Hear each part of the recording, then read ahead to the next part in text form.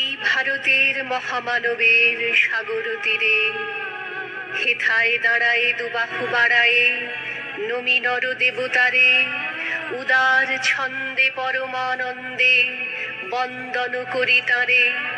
ধ্যান গম্ভীর এই যে ভূধর নদী জপমালা ধৃত প্রান্তর হেথায় নিত্য হ্যার পবিত্র ধরিত্রীরে এই ভারতের মহামানবের সাগর তীরে।